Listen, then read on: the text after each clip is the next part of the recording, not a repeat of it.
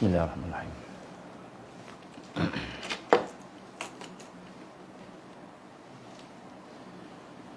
Astaghfirullahaladzim, astaghfirullahaladzim, astaghfirullahaladzim. La ilaha illallah. Astaghfirullahaladzim. Astaghfirullah.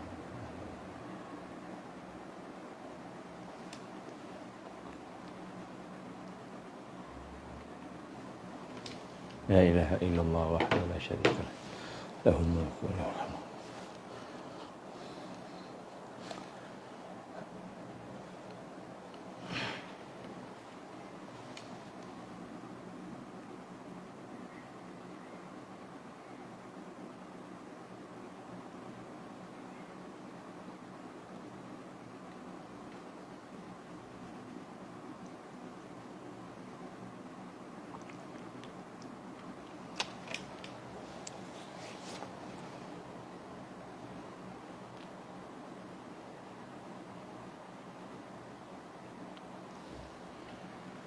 A'udzubillahi samil alim minasyaitonir rajim. Bismillahirrahmanirrahim.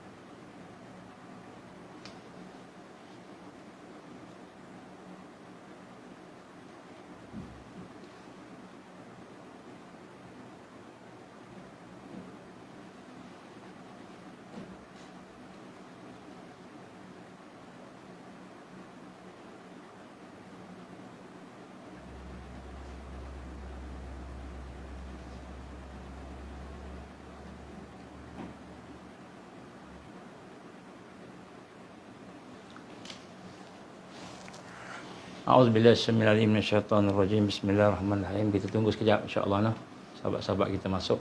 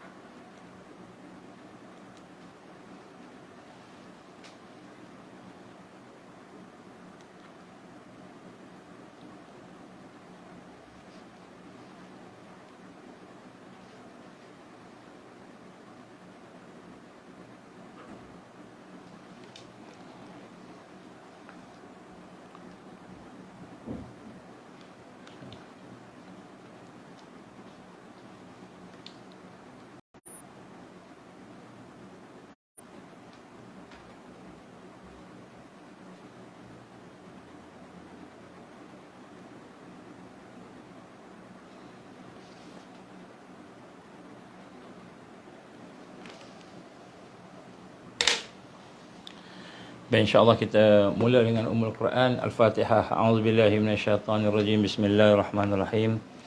Alhamdulillahirabbil alamin arrahmanirrahim maliki yaumiddin iyyaka na'budu wa iyyaka nasta'in ihdinas siratal mustaqim siratal ladzina an'amta 'alaihim ghairil maghdubi 'alaihim waladdallin amin. A'udzubillahi samil alim minasyaitonirrajim. Bismillahirrahmanirrahim.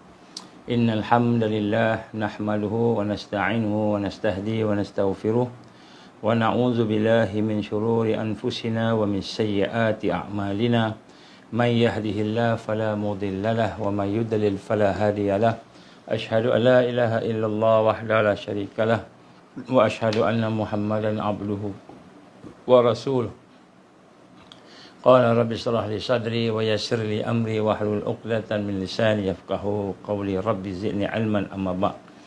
Assalamualaikum warahmatullahi wabarakatuh. Alhamdulillah, pertama-tama kita bersyukur pada Allah Subhanahu Wa Taala. Dengan keizinan Allah kita dapat bertemu pada pagi ini dalam satu suasana, dalam satu keadaan kita beriman kepada Allah, dalam keadaan kita Islam. Alhamdulillah, dalam keadaan kita beramal. Jadi marilah sama-sama kita mengikhlaskan hati kita supaya segala yang ada dalam pemikiran kita, dalam hati kita, semuanya itu hanyalah untuk mendapatkan keredaan Allah Subhanahu Wa Taala. Tidak ada satu pun yang kita hajatkan melainkan keredaan Allah.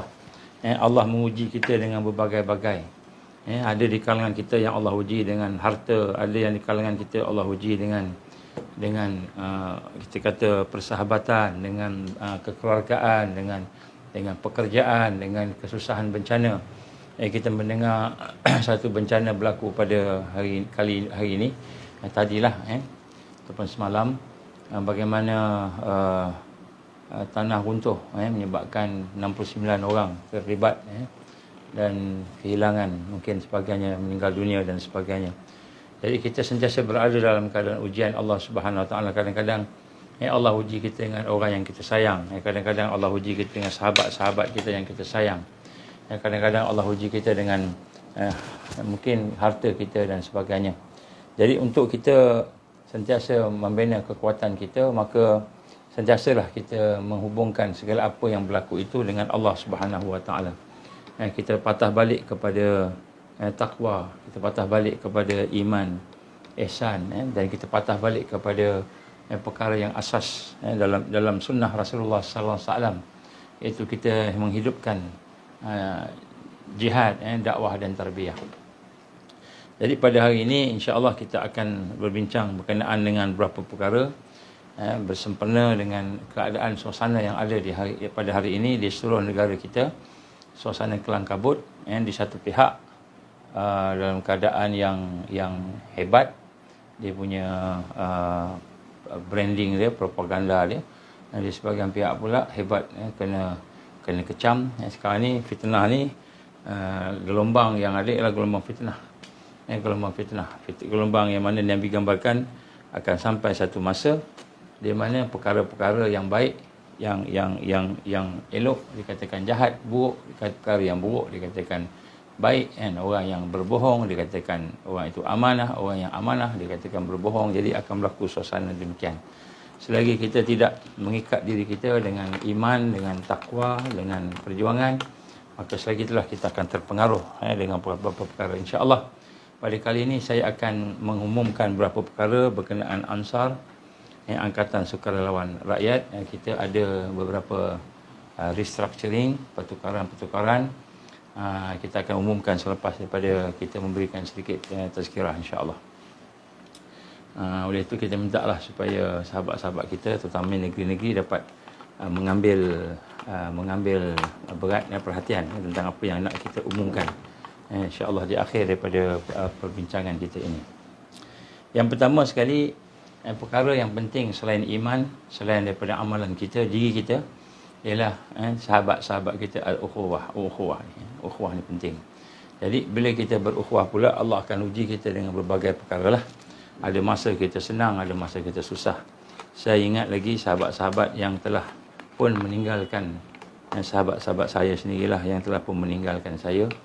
Mereka pergi dulu ketika diserang di atas kapal. Di antara mereka tu ada seorang namanya Cetin ni seorang yang sangat soleh, baik lah. Dia orang biasa je, dia pakar taekwondo, dia kalau badan dia besar, dia naik johan taekwondo dunia. Cetin ni dia seorang yang sangat soleh, baik lah. Kita kata tidaklah kata berilmu sangat, tidak, tapi orang Turki. Tapi Allah izin hatinya itu adalah hati yang soleh, yang baik. Jadi apabila bersama-sama dengan dia tu, kita rasa kerendahan hati dia, rendah hati dia, tawaduk. Kita rasa bagaimana kebaikan yang ada pada dia tu menyerah, sehingga kan binatang-binatang mudah jinak dengan dia. Saya ingat lagi pergi ke sebuah taman di zoo, sementara kami nak naik kapal tu, kami singgah di zoo sementara nak tunggu kapal berjalan. Zoo di bahagian selatan Turki, Antalya. Pergi ke sana, kita melihat dia berjalan dengan sahabat-sahabat yang ada. Kami yang ada rombongan Malaysia, Indonesia ni sekali lah ramai-ramai.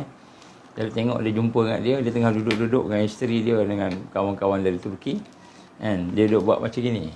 Malam-malam dia pegang makanan, dia tebar makanan. Burung kan, bawa tu buat macam ni. Burung datang ke dia. Digambarkan dia ni seolah-olahnya kan, burung-burung tak takut pun dengan dia. Burung-burung semua kan, boleh datang ke dia lah.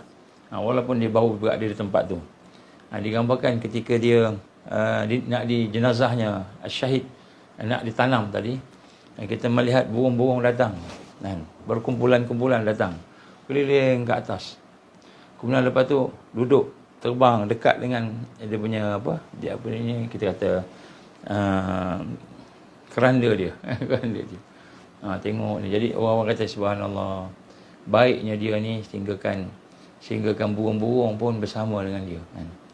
Inilah yang digambarkan oleh sahabat-sahabat yang ada atas kapal ni, antara orang yang meninggal dunia yang terserlah kebaikan dia. Jadi semua sahabat-sahabat, ramai sahabat-sahabat 10 orang lah atas kapal, sahabat-sahabat kami dah meninggal dunia dah pergi asyahid semua, alhamdulillah.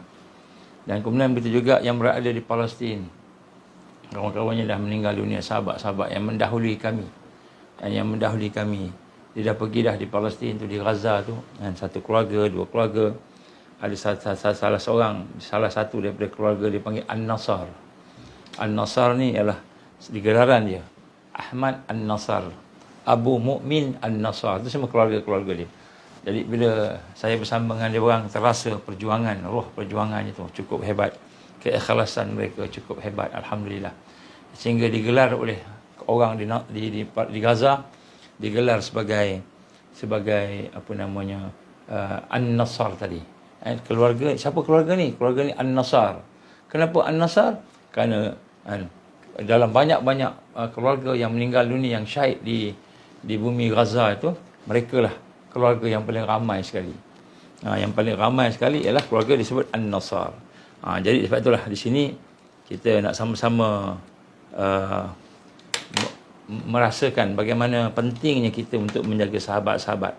Saya masih ingat lagi apa yang digambarkan oleh sahabat Cetin tu yang meninggal, yang ditembak oleh komando di atas kapal tu. Dia pernah menyatakan bagaimana kita bersahabat ni dia buat dalam masa macam dia bahasa Turki, dia bahasa Inggeris sikit-sikit, bahasa Arab lagi tak boleh kan. Jadi dia kata kita ni sama-sama macam gini, dia kata kuat dia kata. Kita sama-sama tolong-menolong, bukan kat dunia tapi kat akhirat. Itu yang menyentuh tu. Bukan kat dunia tapi kat akhirat. Jadi bila dia kata macam itu, Allah izin syahid dia kena tembak yang tepat dekat tulang belakang, peluru masuk kan, meninggal dunia. Subhanallah, dia kata. Inilah yang digambarkan bagaimana orang-orang yang soleh tadi telah meninggalkan kita. Saya teringat jumpa satu grup, satu kelompok, satu kumpulan muda-muda je, umur 17 tahun, 18 tahun, mungkin 20-an, awal 20-an. Brigade Al-Qassam, semua tutup muka semua sekali, duduk di Gaza. Ketika kami jalan malam-malam nak meninjau, nak melihat Gaza, pada masa itu kami masuk Gaza lah, nak melihat Gaza pada malam hari, jumpa dengan diorang di satu kelompok, cukup lengkap lah dengan senjata, dengan apa semua sekali. Kemudian bila datang tu, dia buka dia punya sarung, subhanallah, bercahaya, wajah-wajah pemuda-pemuda ni bercahaya. Saya peluk dia pun sambut kami, dan dia kata ahlan wa sahlan wa marhaban bikum min Malaysia. Min Malaysia, dia kata, daripada Malaysia. Al-akh min Malaysia, sahabat daripada Malaysia. Kemudian saya pun cakap apa khabar semua, sekian cakap. Kemudian nak balik tu, saya salam dengan dia, saya tengok dia wajah-wajah bercahaya, anak-anak Palestin, pemuda-pemuda, bercahaya-cahaya wajah malam kan. Jadi bila malam nampak cahaya itu. Jadi cakap dengan dia, nanti kami nak balik Malaysia, kami tak ada dah kat sini, kamu berada di front line berjumpa dengan Israel, Yahudi kan. Jadi kata kalau kamu besok mati syahid, kamu mati mendahului kami, kamu syahid fisabilillah kan, tolonglah ingat kami sahabat-sahabat di Malaysia ni kami tak macam kamu hebat kat sini kan, kamu berdepan dengan mereka, dan sudah tentulah Allah lebih sayang pada kamu. Menangis dia kata apa, tidak, dia kata bukan, yang lebih baik ialah kamu, dia kata kamu semualah dari Malaysia. Sebab apa? Kamu yang memberi kami bantuan, tangan di atas lebih baik daripada tangan di bawah, kata dia. Subhanallah. Saya pun kata dengan dia, Dan memang maha hebat Allah ni, yang menjadikan kekuatan-kekuatan ini. Dan saya kata, Masya Allah, Allah yang maha besar, yang maha hebat, yang maha agung ni. Kamulah yang depan, bukan kami yang berdepan.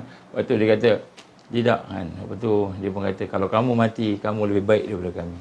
Ini tawaduknya sahabat-sahabat pemuda syabab yang ada di Gaza, yang mempertahankan Islam, mempertahankan Baitul Maqdis dengan nyawa mereka, dengan diri mereka. Kefahaman mereka bukan hanya sekadar tahu dan faham, tapi mereka sebenarnya mengikuti perjuangan itu sehinggalah ketitisan darah yang terakhir. Saya melihat satu orang, kakinya dah kodong. Kakinya sebelah dah kodong. Sebelah lagi ada, dia pegang macam tongkat. Ini mujahid lah, Brigade Al-Qassam.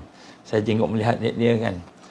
Dia ni sebenarnya telah diberikan cuti sebab dia kena tembak, kena bom. Kakinya putus.